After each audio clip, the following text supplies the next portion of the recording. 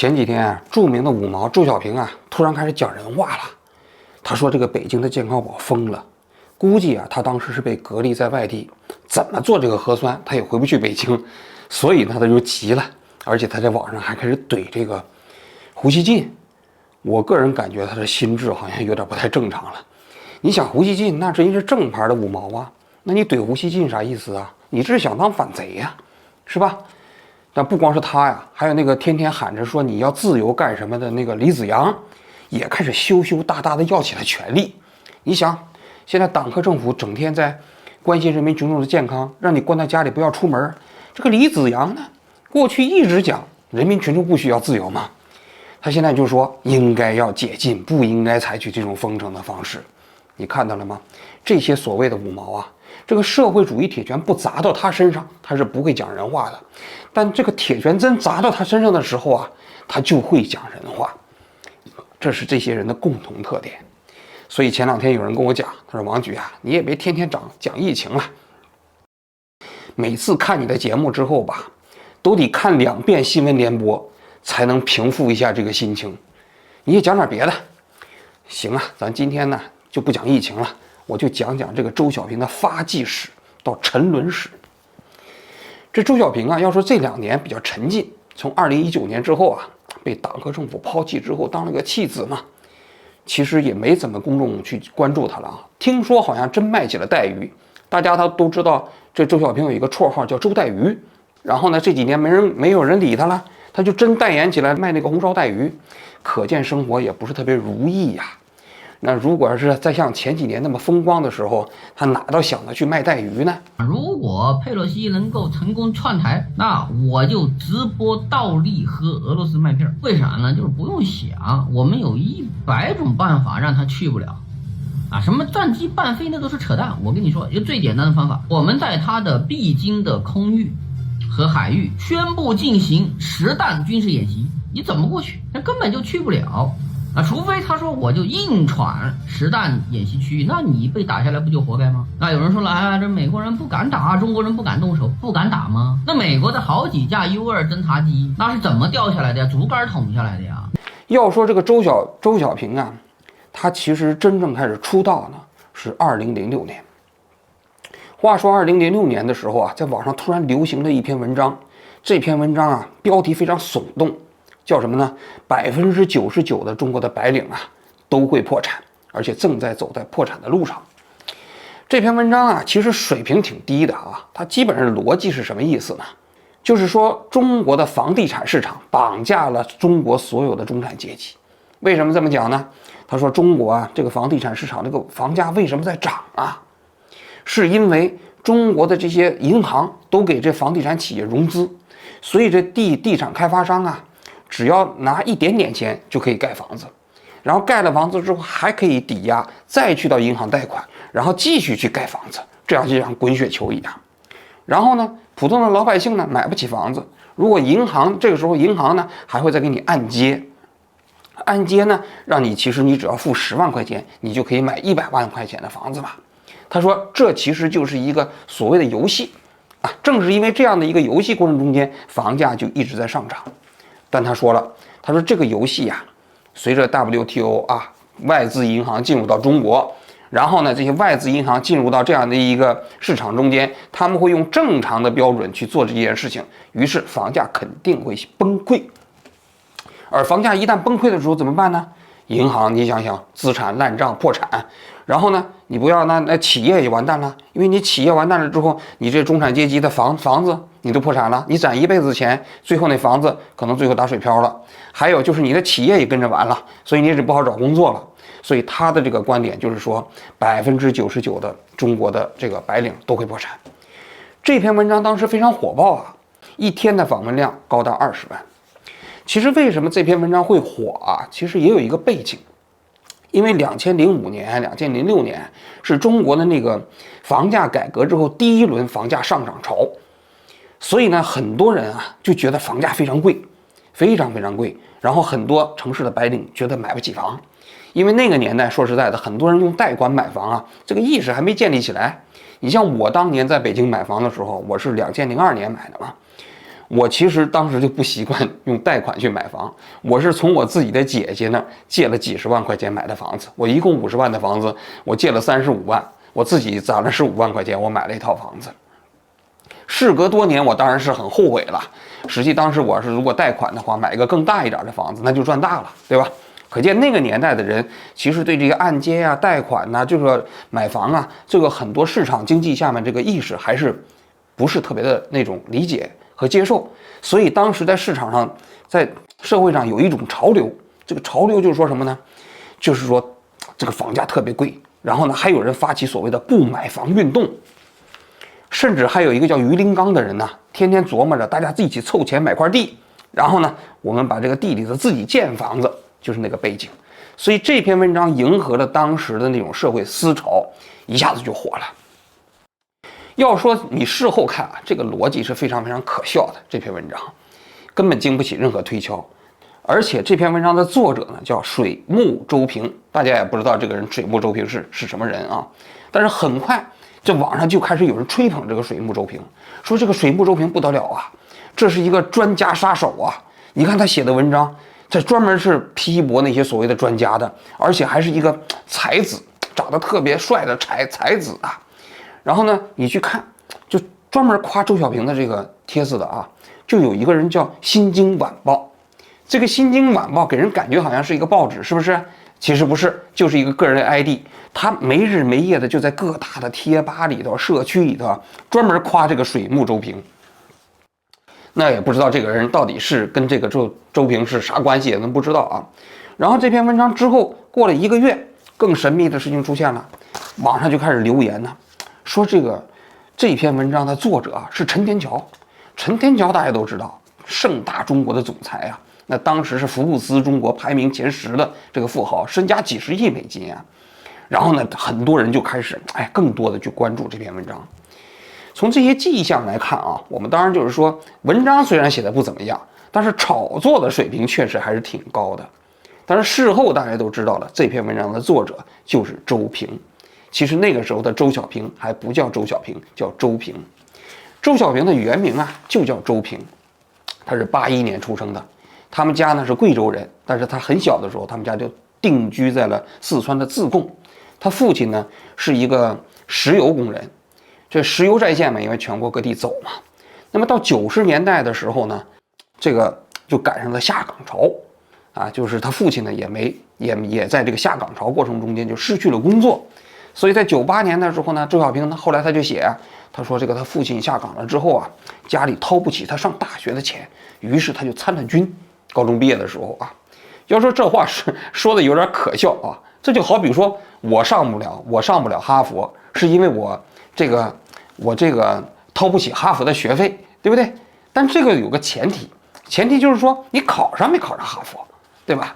所以周小平到底考上没考上大学呢？他从来不说，他只是说他父亲下岗了，他没有钱付上大学的学费，于是他就参军去了，是吧？然后这个，因为他父亲付不起学费，最后去参军的周小平呢，就去了西藏某地啊，去给那坦克修坦克。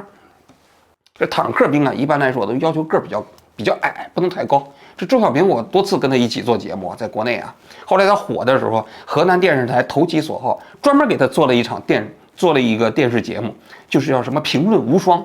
然后呢，就经常也请我去，是吧？因为他那个节目呢，给的这个劳务费还挺高的。所以呢，就经常叫我去，然后我在节目中就经常怼他，是吧？然后所以我知道周小平这个人的个儿很低，这个人还有一个特点啊，这个平时照相的时候一定要开美颜，是吧？一定要把自己拍得很帅，很白，是吧？那个样子。你看我这脸上摔着这个东西，别人天天跟我讲，他说王军你遮一下，我都没顾上，是吧？因为我们说实在的，不是靠颜值取胜的，但是他呢就特别在意啊。话说这个周小平当时修坦克修了2年，在2010年就回到了家乡，然后就在县文化局里头啊打杂。1年之后啊，这心比天高的这个周小平啊，就觉得这个好像在人生在这个文化局里头啊过一辈子啊，就辜负了他。于是他怀揣着800块钱呢，就来到了北京，做起了北漂。据说刚到北京的时候呢，也吃过一些苦啊，天天吃泡面。你想，一个高中毕业生在北京是吧，能找什么工作呀？也没有大学没有大学文凭，是不是？然后呢就住地下室吃泡面，还被人误以为是快递这个小哥。那么折腾了2-3年，在这个过程中间，他考了一个自考的大专，法律专业的，这也算是做了一点事儿啊。他事后他就讲啊，他吹他北京这段经历，说他拿着一个高中毕业证到了北京之后啊，很快就入职了一家中盘互联网企业，做这个什么市场推广。他说2年之后就被一家纳斯达克的这个上市公司啊录用了，然后呢就做到了一个很高的职位。这家纳斯达克的公司啊就是搜狐，是吧？然后呢，其实周小平在2003年的时候的确入职了搜狐，他干什么呢？就干那个搜狐游戏的推广。大家都知道，这个搜狐这家互联网啊，它早年起家的时候，它那个游戏非常发达，所以需要很多这种游戏推广的人员。周小平就干起了这个。进入了搜狐之后啊，这个周小平应该是开始接触了互联网。慢慢的，他就觉得，哎，这互联网是中国发展的方向。从04年的时候呢，他就开始开启了博客，因为那个时候开始博客热嘛。我们当时也其实在各大网站啊，请我们去开博客，我当时也开啊。这周小平呢就开了一个博客，他起了一个笔名，就叫水木周平。这个笔名当然我没问过周小平啊，你为什么起这个笔名啊？但是明眼一看，其实是模仿水木清华。这个水木清华大家都知道，那是清华大学，自己啊描述的那个水清木华的一个简称，是吧？所以周小平用水木周平啊，给人感觉他像跟清华建立起来某种关系。事实上，周小平跟清华没有任何关系。其实周小平呢，他实际上连大学都没上过。他后来啊，他成名了，他就在那个自己的那个学历那个地方啊，就写他毕业于四川省党校。其实你看他的履历啊，他是没有任何时间去四川省党校去学习的。你想他98年就入伍，2010年退伍，然后在文化馆晃荡了1年，到了北京，2011年在北京这1年在地下室里待了2年，考了一个自考大专，然后就进搜狐了。他哪有时间进四川省党校啊？所以周小平的这些，他就靠他自己吹牛的最高学历，也就是四川省党校，跟清华是一点关系没有。但他起了一个笔名叫水木周平，于是就开始在网上写一些时评啊，职场的一些什么趣事啊，还有一些生活的经历啊，什么之类的啊。然后呢，在06年的时候，他自己把他自己网上这些文章啊结集，搞了一本电子书，叫《永不失业》。这本书也没人给他出。后来到2010年的时候，这个时候他在社会上已经有一些名气了。春风文艺出版社把这本书给他出了，还说了这本书的作者啊是一个神秘的、不愿意透露身份的 CEO， 是吧？这个我不知道这话是不是他自己想出来的啊，反正就是看起来挺可笑的。后来就是到了2006年，他突然写了这篇爆款文章，就叫什么99%的白领啊都正在走在这个什么失业的路上。这篇文章之后确实是给他带来了很大的流量。然后呢，也逐渐的被人认识，于是呢，他就看准了这个网络流量的方向，就是抓住公众的那个怎么说呢，那个情绪点，就开始不停的写文章，写什么醒醒吧，国人，你别再上这4种当了。其实那4种当是什么？就是买房，什么就业，然后这个什么那个教育什么之类的啊。说白了，那几座大山嘛，然后就号召大家不买房，不要买房。他还说呢，他看到这些买房的4-5千月薪的人都去买房的人，他有一种发自内心的忧伤啊，劝他们不要买房什么之类的。紧接着，他这1年又写了一篇比较火的文章，就叫什么“产品杀手李宇春”。因为那个李宇春那1年就搞那个超级女声火爆了吗？火了之后就开始接很多商业代言。然后呢，这周小平看到李宇春火了之后啊，就写了一篇攻击李宇春的文章。他就说李宇春呢，实际上是个产品杀手。你别看他是做代言，但是他做完可口可乐的代言之后，那可口可乐都滞销了，大家都不去买可口可乐，专门去买百事可乐。说实在的，他这些话本身没有任何依据，都是他随口一讲的。你去看周小平事后啊，这些年写的这个文章，他有一个共同的特点，这个特点就是说，他所谓的那些证据都是随口就来的，没有任何依据。这在他早年发迹的时候，你就可以看到。